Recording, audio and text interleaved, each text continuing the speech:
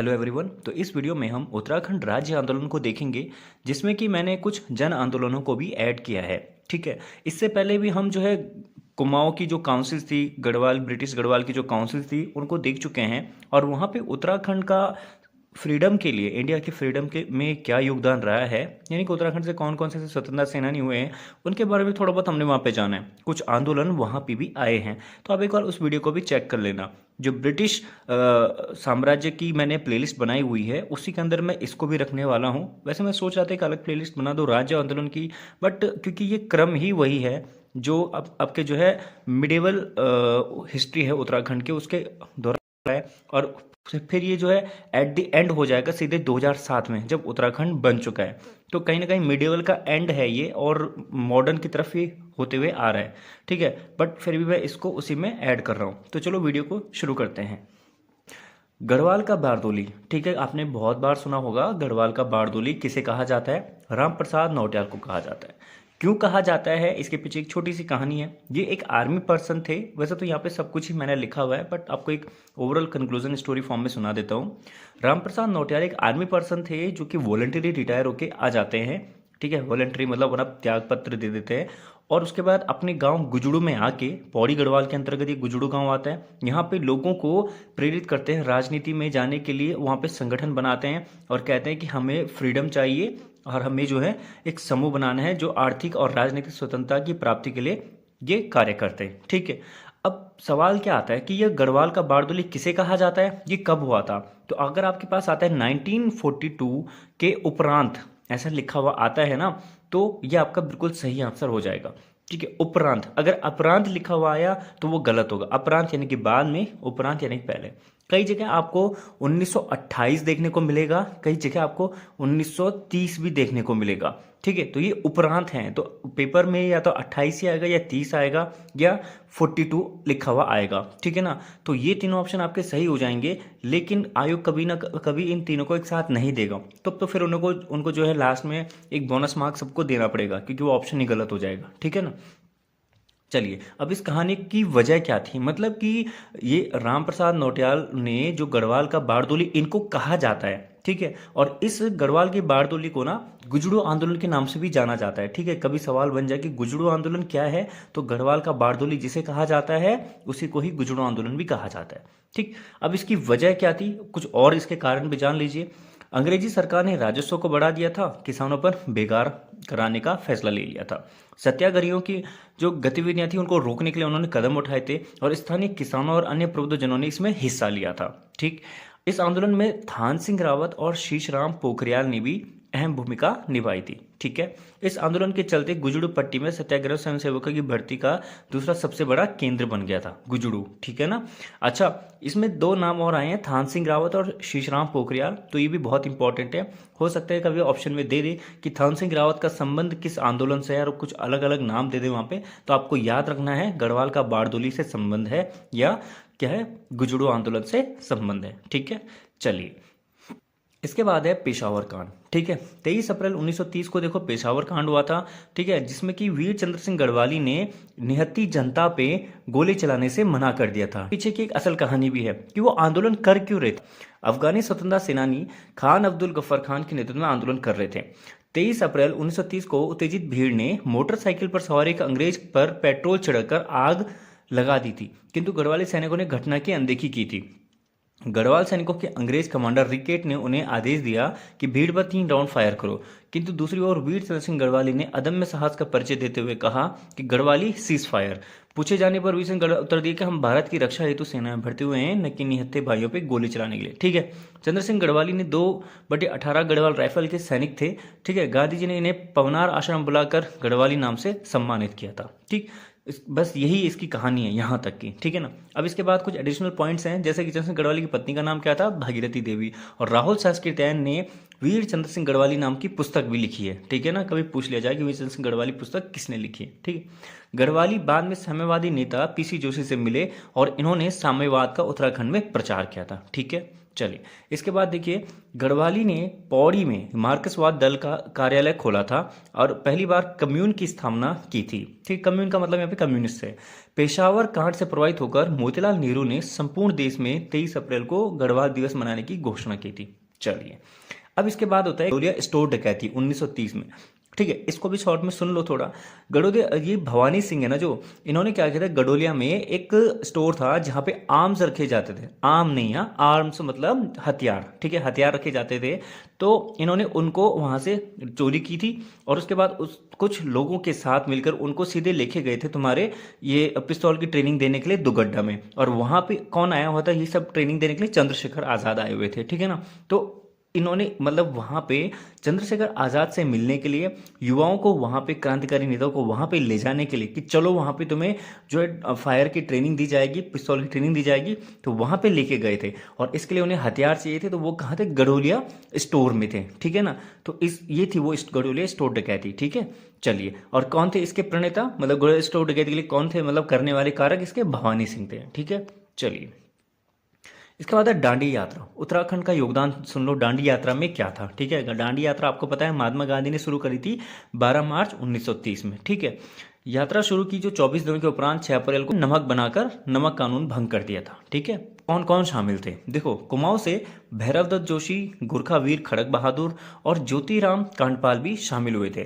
ठीक है, जो गांधी जी के साथ जेल गए थे। इस यात्रा में उत्तराखंड के ज्योतिराम कांडपाल जो पहले एक टीचर थे, इन्होंने इस्तीफा दे दिया अपने पद से और सीधे कहाँ पहुंचे थे? साबरमती आश्रम पहुंचे थे। ठीक, अच्छा, इसके बाद सरोजिनी नायडू, बहुत इंपॉर्टेंट नाम है। आप कमेंट करके बताना सरोजिनी नायडू के बारे में कोई एक फैक्ट बताइए जरा। ठीक है, चलिए, सरोजिनी नायडू जो है, गांधी जी ने इनको आदेश दिया था कि आप गुजरात जाओ, धरासर नामक कोई जगह है, वहां पे धरना देना है नमक के लिए। ठीक है, मतलब वही नमक उसके लिए। तो उस टाइम सरोजिनी नायडू क्या है, उत्तर प्रदेश उत्तराखंड का ही हिस्सा था, पूरा एक ही था।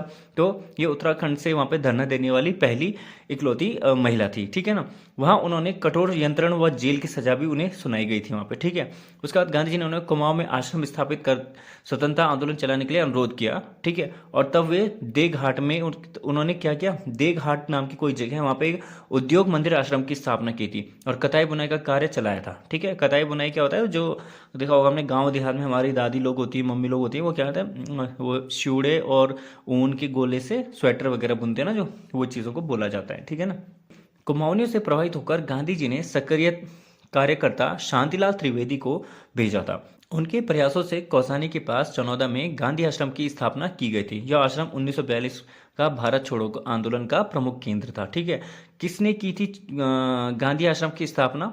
ठीक है, शांतिलाल त्रिवेदी ने। ठीक, चलिए, 26 मई 1930 को विक्टर मोहन जोशी व शांतिलाल त्रिवेदी ने मिलकर अल्मोड़ा में नगर पालिका में तिरंगा फहराया था। शांतिलाल त्रिवेदी ने मोहनलाल शाह को मातृभूमि का सत्यनिष्ठ सेवक की संज्ञा दी है। ठीक, कुमाऊं में नमक सत्याग्रह का नेतृत्व गोविंद बल्लभ पंत व गढ़वाल में प्रताप सिंह नेगी को सौंपा गया था। नैनीताल में 27 मई 1930 को 6000 लोगों की उपस्थिति में बद्रीदत्त पांडे द्वारा प्रभावशाली भाषण दिया गया तथा नमक बेचा गया था। ठीक है, इससे पहले भी 23 मई को गोविंद बल्लभ पंत ने मल्लीताल रामलीला मैदान में घोषणा की कि वे 25 तारीख को नमक बनाएंगे, परंतु दूसरे दिन उन्हें गिरफ्तार कर लिया जाता है।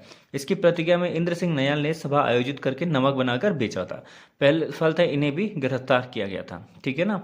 नैनीताल की तरह अल्मोड़ा में भी नमक सत्याग्रह चला, किंतु यह नमक सत्याग्रह कम, झंडा सत्याग्रह अधिक हो गया था। ठीक है, अल्मोड़ा में विक्टर मोहन जोशी के नेतृत्व में छात्रों द्वारा तिरंगे झंडे को लेकर सड़कों पर प्रदर्शन किया गया था। ठीक है, लोहाघाट व चंपाल तहसील में हर्षदेव औली के नेतृत्व में वन समस्याओं को लेकर आंदोलन हुआ था। ठीक है, जो कि उदयपुर तक चला था। इसके अलावा पौड़ी के सत्याग्रह ने लूनी जल स्रोत को ना आंदोलन का प्रतीक माना था। ठीक है ना। उन्होंने ब्रिटिश का क्या किया, आदेश की अवहेलना की थी, उनके नमक कानून का उल्लंघन किया था। नगर पालिका के जो अध्यक्ष थे अकेले, उन्होंने जो है 25 जून 1930 को नगर पालिका में तिरंगा फहराया था। 28 अगस्त 1930 जयानंद भारती तथा साथियों ने जहरी खाल राजकीय स्कूल में झंडा फहराया था। ठीक है, सल्ट सविनय अवज्ञा आंदोलन सर्वाधिक हिस्सेदारी वाला था। सल्ट में 65 मात्र 4 गांव ऐसे थे जिनके माल गुजारों ने इस्तीफा नहीं दिया था, 65 में से। ठीक है ना। प्रत्येक गांव में तिरंगा फहराया गया था। सल्ट में 404 ग्रामीण मोहन के पनोत जंगल में सत्याग्रह करने गए और स्वयं पाला ने इस दमन का नेतृत्व किया था। ठीक है, गढ़वाल का दुगड्डा नामक स्थान राष्ट्रीय आंदोलन का गढ़ था। 1930 में विशाल कुमाऊं कॉन्फ्रेंस आयोजित की गई थी और इस सम्मेलन की अध्यक्षता गोविंद बल्लभ पंत ने की थी। ठीक है। इंद्र सिंह ने हिंदुस्तानी समाजवादी प्रजातांत्रिक संघ, नौजवान भारत सभा तथा 1933 में मद्रास बम कांड में भाग लिया था और पकड़े जाने पर अंडमान में 20 वर्ष की काला पानी की सजा इनको सुनाई गई थी। फिलहाल 28 अप्रैल 1933 में ऊटी बैंक मद्रास डकैती में इन्होंने भाग लिया था और इनको भी 18 साल काले पानी की जेल की सजा हुई थी। ठीक है। इन्होंने शंभुनाथ आजाद की मदद की थी। ठीक। अब इसके बाद आते हैं शिल्प सुधार आंदोलन। कुमाऊं में छुआछूत को खत्म करने के उद्देश्य से 1905 में टमटा सुधारणी सभा का गठन खुशीराम आर्य ने किया था। आगे यही संस्था 1913 में शिल्पकार सुधारणी सभा में परिवर्तित हो जाती है। ठीक है। इसके बाद श्री कृष्ण टमटा नगर पालिका अल्मोड़ा के सदस्य निर्वाचित हुए। इससे पहले भी कमिश्नर रैमजे ने कुमाऊं वासी हीरा टमटा को शिक्षित देखकर अंग्रेजी दफ्तर में नौकरी दी थी। 1930 में नैनीताल के सुनाकिया गांव में लाला लाजपत राय का आगमन हुआ था और खुशीराम के नेतृत्व में शिल्पकारों द्वारा जनेऊ धारण करने और आर्य नाम स्वीकार करने का आंदोलन हुआ था। ठीक है। सर्वप्रथम 1906 में उत्तराखंड के मूल निवासियों को शिल्पकार नाम देने का प्रयास किया गया था और 1911 में हरिप्रसाद ने दलितों के लिए शिल्पकार शब्द प्रयुक्त किया था। 1932 में इनको मान्यता प्राप्त हो गई थी। शिल्पकार नेता खुशीराम का संपर्क आर्य समाज के प्रचारक राम प्रसाद जी से हुआ था। 1913 में खुशीराम आर्य ने कुमाऊं शिल्पकार सुधारणी सभा का गठन अल्मोड़ा में किया था। ठीक। सन 1925 में खुशीराम, हरिराम टमटा, बाजीराम आदि के नेतृत्व में पहली बार अल्मोड़ा में वृहद शिल्पकार सम्मेलन का आयोजन किया गया था। 1929 में उत्तराखंड भ्रमण के दौरान गांधी जी अल्मोड़ा आए। उन्होंने अल्मोड़ा में एक सभा को संबोधित करते हुए कहा, अस्पृश्यता हमारा कलंक है, इस धब्बे को धोना हर एक हिंदू का कर्तव्य है। गांधी के प्रयासों से उत्तराखंड में हरिजन सेवा संघ की स्थापना की गई, जिसका अध्यक्ष इंद्र सिंह नयाल को बनाया गया था। गढ़वाल में दलितों की महत्वपूर्ण बड़ी सभा का आयोजन श्रीनगर में 4-5 सितंबर 1935 में किया गया था। इसकी अध्यक्षता C.H. चौफिन ने की और शिल्पकार सभा की स्थापना की थी। ठीक है। सविनय अवज्ञा आंदोलन, सिविल डिसोबीडेंस मूवमेंट। ठीक है ना। इसमें भी उत्तराखंड की क्या योगदान है उसको देख लीजिए। 1931 में चौदास क्षेत्र पिथौरागढ़ के परमल सिंह हयांकी ने अपने क्षेत्र में राष्ट्रीय आंदोलन से इसको जोड़ा। सविनय अवज्ञा आंदोलन के समय संयुक्त प्रांत के गवर्नर सर मैल्कम हैली थे और हैली का पौड़ी में अमन सभा के अनुरोध पर आगमन हुआ था। ठीक है। अमन सभा की स्थापना प्रशासन के सहयोग से लैंसडाउन में 1930 में हुई थी। इसे प्रशासन ने कांग्रेस प्रतिपक्ष में स्थापित किया था। 6 सितंबर 1932 को पौड़ी के गवर्नर का दरबार लगा, जिसमें जयानंद भारती ने तिरंगा फहराया और हेली की ओर मंच पर चले। उन्होंने जोर से कहा, Malcolm Hailey go back, Bharat माता की जय, अमन सभा मुर्दाबाद, कांग्रेस जिंदाबाद। ये उनके कुछ नारे थे वहां पे दिए गए। 1932 में करबंदी आंदोलन, विदेशी वस्त्रों का बहिष्कार, शराब भट्टियों पर धरना देने का आंदोलन ऋषिकेश से आरंभ हुआ। गढ़वाल कांग्रेस कमेटी के आमंत्रण पर पंडित जवाहरलाल नेहरू 1936 में दुगड्डा पहुंचे और सभा की अध्यक्षता प्रताप सिंह नेगी ने की थी। 1938 में जवाहरलाल नेहरू, विजय लक्ष्मी पंडित ने श्रीनगर में आयोजित एक सम्मेलन में भाग लिया था। ठीक है। प्रताप सिंह नेगी अध्यक्ष तथा भास्करानंद मैठाणी स्वागत अध्यक्ष चुने गए थे। ठीक है। इस सम्मेलन में टिहरी और ब्रिटिश गढ़वाल के एकीकरण का प्रस्ताव पारित किया गया था। गढ़वाल जागृत संघ की स्थापना 1939 में की गई थी, जिसके अध्यक्ष प्रताप सिंह नेगी चुने गए व उमानंद बर्थवाल संगठन के मंत्री चुने गए। ठीक है।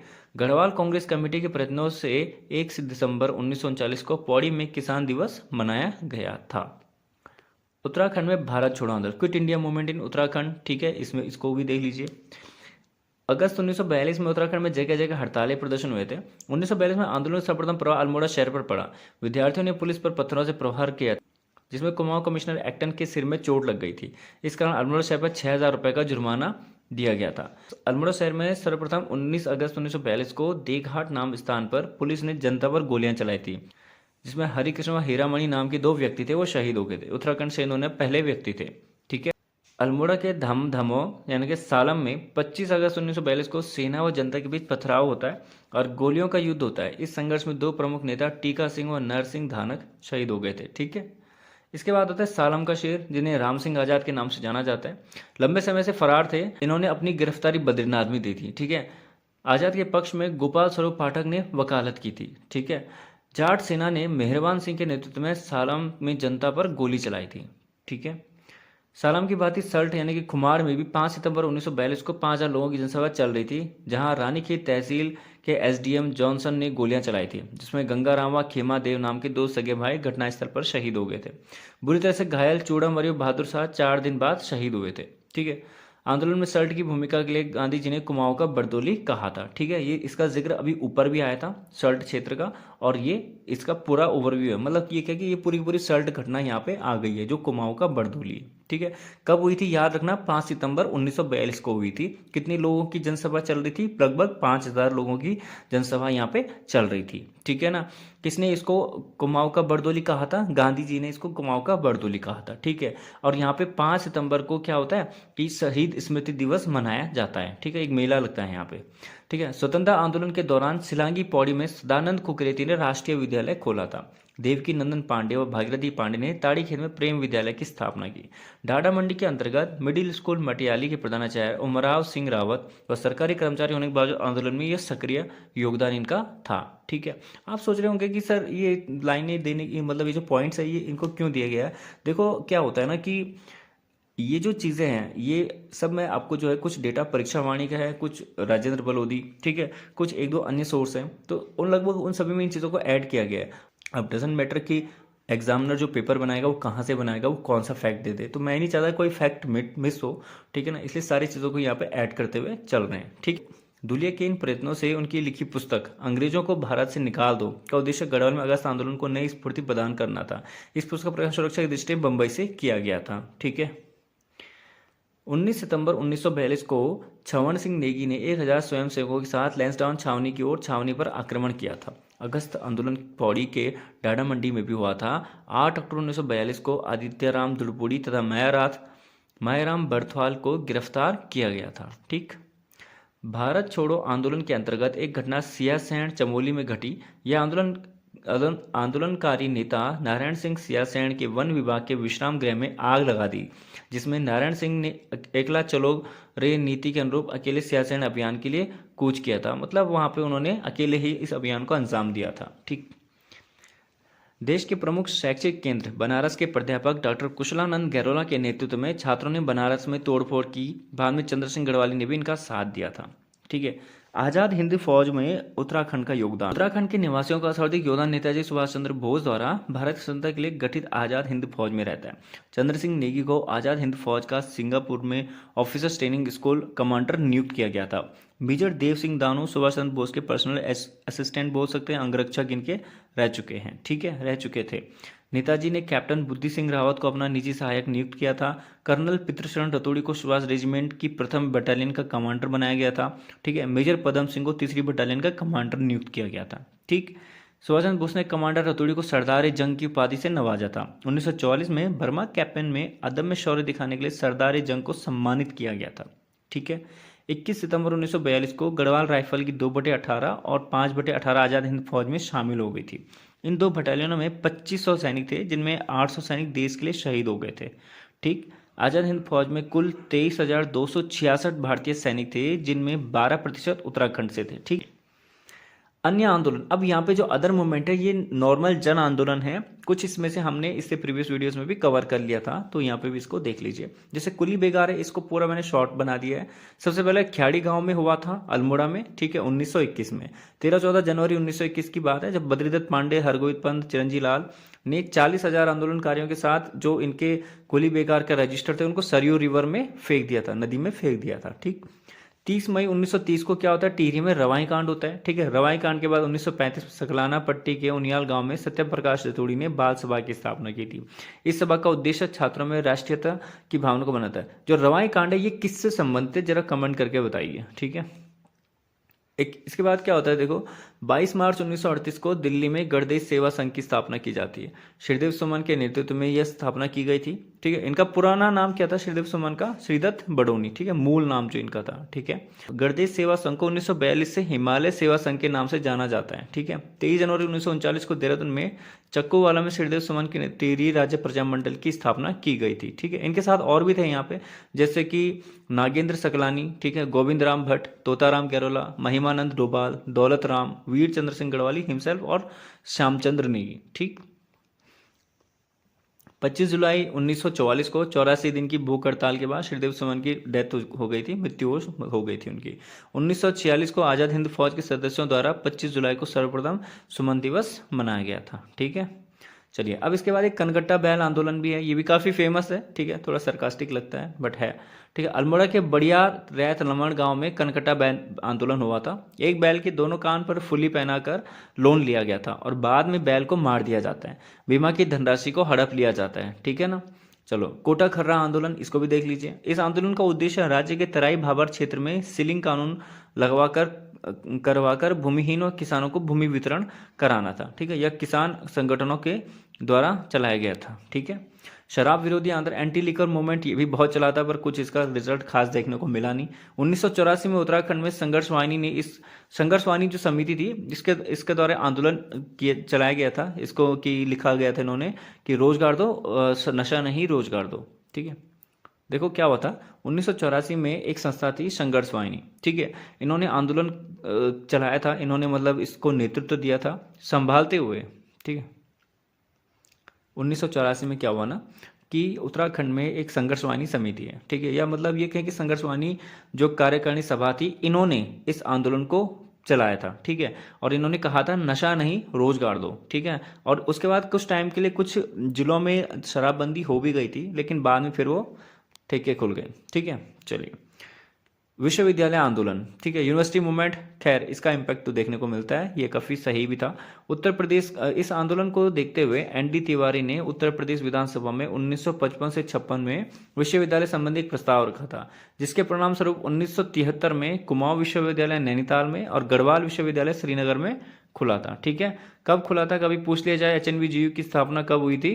ठीक है, तो हुई थी 1973 में। ठीक, चलिए पृथक राज्य आंदोलन। अब कुछ सेपरेट स्टेट मूवमेंट देख लीजिए, most important. Separate state movement मतलब उत्तराखंड की मांग बनाने की जो बात चली थी वो कब से चली थी। अब ये हमारा पूरा का पूरा मतलब मॉडर्न उत्तराखंड यहाँ से शुरू हो जाएगा अगर इसको हम मॉडर्न में रखते हैं तो। ठीक है, सन 2007 तक पूरा। 7 क्यों बोल रहा हूँ, 2000 वैसे 9 नवंबर सन 2000 है, पर 2007 इसलिए बोल रहा हूँ क्योंकि 1 जनवरी 2007 से उत्तरांचल का नाम बदल के उत्तराखंड हो गया था। ठीक है, चलिए देखिए, उत्तराखंड को पृथक राज्य की मांग बनाने का सर्वप्रथम जो इसकी डिमांड की गई थी वो 1938 में श्रीनगर में आयोजित राष्ट्रीय कांग्रेस के विशेष अधिवेशन में उठाई गई थी। स्थानीय नेताओं की इस मांग को अधिवेशन की अध्यक्षता कर रहे जवाहरलाल नेहरू ने समर्थन दिया था। ठीक है, 1946 में हल्द्वानी में बद्रीदत्त पांडे की अध्यक्षता में हुए कांग्रेस के एक सम्मेलन में उत्तरांचल के पर्वतीय भूभाग को एक विशेष वर्ग में रखने की मांग उठाई गई थी। ठीक है, 1950 में हिमाचल व उत्तरांचल को मिलाकर एक वृहद हिमालयी राज्य बनाने के विकास जन समिति नामक संगठन का विकास किया गया। ठीक है, इसको बनाया गया था। ठीक है, कहाँ? दिल्ली में। 1950 में पर्वतीय राज्य परिषद की स्थापना की गई। फिर पृथक उत्तराखंड राज्य की मांग सर्वप्रथम 1952 में भारत की कम्युनिस्ट पार्टी के तत्कालीन महासचिव PC जोशी ने भारत सरकार को ज्ञापन सौंपकर उठाई थी। ठीक है, इसके बाद सन 1955 में फजल अली आयोग ने उत्तर प्रदेश के पुनर्गठन की बात की। इस क्षेत्र को पृथक राज्य बनाने के दृष्टिकोण से ही की थी, लेकिन उत्तर प्रदेश के नेताओं ने इसे स्वीकार नहीं किया था। ठीक, 1956 में राज्य पुनर्गठन प्रदेश के पर्वतीय क्षेत्र के लिए अलग राज्य के विषय में विचार किया गया था। ठीक है, 1957 में टिहरी के पूर्व नरेश जो मानवेंद्र शाह थे, इन्होंने भी पृथक राज्य के लिए आंदोलन छेड़ा था। फिर 1962 में चीन आक्रमण हुआ। ठीक है, तो राष्ट्रीय हित के लिए उन्होंने इस आंदोलन को वापस ले लिया था। 1957 में योजना आयोग के उपाध्यक्ष TT कृष्णचारी ने पहाड़ी क्षेत्रों की समस्याओं पर विशेष ध्यान देने का सुझाव दिया था। ठीक है, चलिए 1957 में उत्तराखंड राज्य परिषद की स्थापना हुई, जो कुछ समय बाद टूट गई थी। फिर 24 व 25 जून 1967 में रामनगर में आयोजित सम्मेलन में पर्वतीय राज्य परिषद का गठन किया गया था। इसके अध्यक्ष थे दया कृष्ण पांडे, उपाध्यक्ष गोविंद सिंह मेहरा और महासचिव नारायण दत्त सुंदरियाल। वल्लभ सुंदरियाल के नेतृत्व में दिल्ली में पृथक राज्य की मांग के लिए प्रदर्शन हुआ था। ठीक है, 1969 में तत्कालीन प्रदेश सरकार ने इस क्षेत्र के विकास को ध्यान में रखते हुए पर्वतीय विकास परिषद का गठन किया था। 12 मई 1970 को तत्कालीन प्रधानमंत्री इंदिरा गांधी ने पहाड़ी जिलों के पिछड़ेपन व गरीबी को देखते हुए इस क्षेत्र की पृथक प्रशासनिक इकाई का सुझाव दिया था। 30 अक्टूबर 1970 को भारतीय कम्युनिस्ट पार्टी के महासचिव PC जोशी ने कुमाऊं राष्ट्रीय मोर्चा का गठन किया और पृथक उत्तराखंड की मांग दोहराई थी। 1972 में नैनीताल में उत्तरांचल परिषद का भी गठन किया गया था। ठीक, फिर 1972 में उत्तराखंड परिषद गठन के कार्यकर्ताओं ने दिल्ली में स्थित वोट क्लब पर धरना दिया। 1973 में इस परिषद ने दिल्ली चलो का नारा भी दिया। चमोली के विधायक प्रताप सिंह नेगी ने के नेतृत्व में बद्रीनाथ से वोट क्लब की पद यात्रा की गई थी। ठीक है। 1973 में पृथक पर्वतीय राज्य परिषद की स्थापना की गई। 1976 में उत्तराखंड युवा परिषद का गठन किया। 79 में जनता पार्टी की सरकार ने सांसद त्रिपन सिंह नेगी के नेतृत्व में उत्तरांचल राज्य परिषद की स्थापना की और प्रधानमंत्री मोरारजी देसाई को अलग राज्य की मांग के लिए ज्ञापन सौंप दिया था। ठीक। फिर 1979 में 25 जुलाई को मसूरी में आयोजित पर्वतीय जन विकास सम्मेलन में उत्तराखंड क्रांति दल का गठन किया गया। इसके प्रथम अध्यक्ष कुमाऊं विश्वविद्यालय के तत्कालीन कुलपति डॉक्टर देवीदत्त पंत को बनाया गया था। ठीक है। 1984 में ऑल इंडिया स्टूडेंट फेडरेशन ने राज्य की मांग को लेकर गढ़वाल में 900 किलोमीटर की साइकिल यात्रा के माध्यम से जन जागरूकता फैलाई थी। 1987 में उत्तराखंड क्रांति दल का विभाजन हो गया और दल की बागडोर युवा नेता काशी सिंह एरी के हाथ में आ गई थी। ठीक। 1987 में यूकेडी के उपाध्यक्ष त्रिवेंद्र पंवार ने राज्य की मांग को लेकर संसद में एक पत्र बम फेंका था। ठीक है। सन 1987 में ही भाजपा ने लाल कृष्ण आडवाणी की अध्यक्षता में अल्मोड़ा के पार्टी सम्मेलन में उत्तर प्रदेश पर्वतीय क्षेत्र को अलग राज्य का दर्जा देने की मांग को स्वीकार किया और प्रस्तावित राज्य का नाम उत्तराखंड बजाय उत्तरांचल स्वीकार किया था। ठीक है। 30 से 31 मई 1988 को भाजपा के शोभन सिंह जीना की अध्यक्षता में उत्तरांचल उत्थान परिषद का गठन किया गया। फरवरी 1989 में सभी संगठनों ने संयुक्त आंदोलन चलाने के लिए उत्तरांचल संयुक्त संघर्ष समिति का गठन किया। इसके अध्यक्ष द्वारिका प्रसाद उनियाल चुने गए। 25 मई 1989 को उत्तराखंड संघर्ष वाहिनी व उत्तराखंड प्रगतिशील युवा मंच द्वारा देहरादून व हल्द्वानी में रेत रोको आंदोलन आयोजित किया गया था। 1990 में जसवंत सिंह बिष्ट ने उत्तराखंड क्रांति दल के विधायक के रूप में उत्तर प्रदेश विधानसभा में पृथक राज्य का पहला प्रस्ताव रखा था। वामपंथी लोगों द्वारा 1991 में उत्तराखंड मुक्ति मोर्चा का गठन किया गया। 1991 में चुनाव में भाजपा ने पृथक राज्य की स्थापना को अपना घोषणा पत्र शामिल किया था। ठीक। जुलाई 1992 में उत्तराखंड क्रांति दल ने पृथक राज्य के संबंध में एक महत्वपूर्ण दस्तावेज जारी किया तथा गैरसैंण को प्रस्तावित राज्य की राजधानी घोषित किया था। ठीक है। इस दस्तावेज को यूकेडी का पहला ब्लूप्रिंट माना जाता है। ठीक। 1992 में काशी सिंह एरी ने गैरसैंण में प्रस्तावित राजधानी की नींव डाली और उसका नाम चंद्रनगर घोषित किया था। फिर सिंह यादव ने रमाशंकर कौशिक की अध्यक्षता में उत्तराखंड राज्य की संरचना और राजधानी विचार करने के लिए कौशिक समिति की स्थापना की थी। ठीक है। गठन किया था उसका। कौशिक समिति ने मई 1994 में अपनी रिपोर्ट प्रस्तुत की थी। मुलायम सिंह यादव सरकार ने कौशिक समिति की सिफारिश को 21 जून 1994 को स्वीकार कर लिया था और 8 पहाड़ी जिलों को मिलाकर पृथक उत्तराखंड राज्य गठन से संबंधित प्रस्ताव को विधानसभा में सर्वसम्मति से पास करके केंद्र को भेज दिया था। ठीक है। 1994 को जून माह में मुलायम सिंह यादव सरकार ने सरकारी नौकरियों में शिक्षण संस्थाओं में आरक्षण की नई व्यवस्था लागू की, जिसमें कुल 50% सीटों को आरक्षित होने की व्यवस्था की। इसमें से 27% ओबीसी, 21% एससी और 2% एसटी के लिए किया गया। इस आरक्षण नीति के खिलाफ पौड़ी में वयोवृद्ध नेता इंद्रमणि बडोनी ने आमरण अनशन किया था और इनको उत्तराखंड का गांधी कहा जाता है। 8 अगस्त 1994 को पौड़ी में जीत बहादुर गुरंग शहीद हुए थे। ठीक है। 1 सितंबर 1994 को पृथक राज्य की मांग हेतु शांतिपूर्वक रैली में शामिल आंदोलनकारियों पर खटेमा में पुलिस ने गोलियां चलाई, जिसमें 8 लोग मारे गए। एक प्रताप सिंह, ठीक है, भुवन सिंह, सलीम अहमद, भगवान सिंह सिरोला, धर्मानंद भट्ट, गोपी चंद, परमजीत सिंह और रामपाल। आप सोच रहे होंगे ये नाम क्यों बता रहा हूँ, क्योंकि ये नाम आपसे पूछे जाते हैं कि खटेमा जो गोलीकांड हुआ था उसमें शहीद होने वाले कौन कौन लोग हैं। ठीक है। इस घटना के दूसरे दिन 2 सितंबर को मसूली में पर विद्रोह प्रकट करने के लिए आयोजित रैली में उत्तेजित लोगों ने पुलिस पर हमला कर दिया। इस घटना में पुलिस उपाधीक्षक उमाकांत त्रिपाठी मारे गए थे।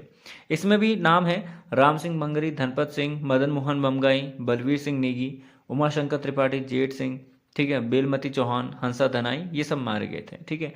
हंसा धनाई व बेलमती चौहान भी इसमें डेथ हो गई थी इनकी। इन दोनों का नाम इसमें पूछा जाता है। ठीक। 27% आरक्षण के विरोध में 18 सितंबर 1994 को छात्र युवा संघर्ष समिति का गठन रामनगर में हुआ।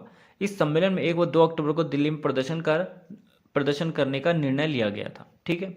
2 अक्टूबर को दिल्ली में आयोजित रैली में भाग लेने जा रहे आंदोलनकारियों पर मुजफ्फरनगर रामपुर तिराह में गोलियां चलाई गई, जिसमें 6 लोगों की मौत हो गई थी। रविंद्र रावत, गिरीश कुमार भद्री, सत्येंद्र सिंह चौहान, सूर्य प्रकाश थपलियाल, राजेश लखेड़ा और अशोक कुमार कोशिव।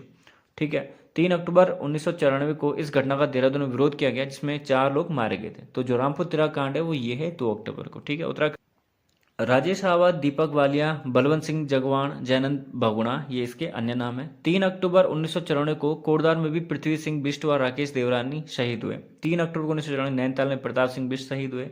इस हत्या को क्रूर शासक की क्रूर साजिश कहकर पूरे विश्व में इसकी बहुत निंदा हुई थी, ठीक है।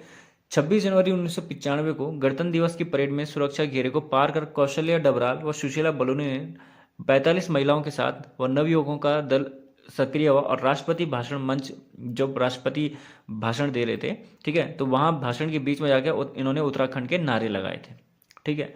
10 नवंबर 1995 को श्रीनगर में श्रीयन टापू पर आमरण अनशन करने के लिए कुछ आंदोलनकारी बैठे हुए थे, जिसमें कि यशोधर बेंजवाल और राजेश रावत की मृत्यु हो गई थी। पुलिस ने यहाँ पे इनको लाठीचार्ज किया था, ठीक है। 15 अगस्त 1996 को लाल किले की प्राचीर से प्रधानमंत्री एच.डी. देवगौड़ा ने उत्तराखंड राज्य का निर्माण करने की घोषणा की थी। 15 अगस्त 1996, ठीक है। एच.डी. देवगौड़ा ये अक्सर पूछा जाता है, ठीक है।